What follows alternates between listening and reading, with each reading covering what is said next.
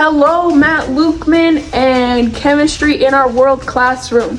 Today, for science, we will be dyeing my hair. And yes, I am so excited. Hooray! Hello and welcome to the Chipman Laundry Room. We are in here because there is a utility sink to wash my hair. Let's get started. So the dye I'll be using today is called Manic Panic, which is a semi-permanent hair color. Even though it's a cosmetic product, there is real chemistry happening, and today I'm going to explain it in a way that hopefully makes sense. So, what is hair actually made of? Each strand of hair is mostly made of a strong protein called keratin. You can think of a hair like a strand of rope, and keratin is the material braided together to make it strong. The outside of the hair is covered in little overlapping scales called the cuticle. These scales protect the inside of the hair, and most of the time they lie flat and stay pretty closed. Inside the hair, there's a natural pigment called melanin, which gives your hair its natural color. So, semi-permanent dye is actually much different than a hair dye you would use in a salon or anywhere else.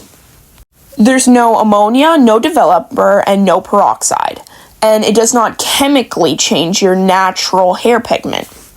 Permanent dye uses chemical reactions to get inside the hair. Semi-permanent dyes do not do that. Instead, they work more gently and stay closer to the surface. So the chemistry for semi-permanent dye is quite interesting. Semi-permanent dyes are made of pre-formed color molecules. They come already colored. They're not created by a reaction on your head. These dye molecules are small enough to slip into the outer layer of the hair, but they do not go deep inside the strand. Imagine the hair cuticle like a stack of tiny shingles. When I apply the dye, these little color molecules slide in between the outer layers, kind of like slipping notes under a door. So they attach to the hair using weak chemical interactions. This means they stick, but not super strongly, which is great in my case because I don't want to be purple forever. One of the main reasons semi-permanent dye is semi-permanent is because there's no developer or ammonia. The cuticle doesn't open wide, so the dye stays mostly near the surface of my hair. So because semi-permanent dye only sticks to the outside layers of the hair, and because those bonds are not very strong, the color slowly fades every single time I wash it.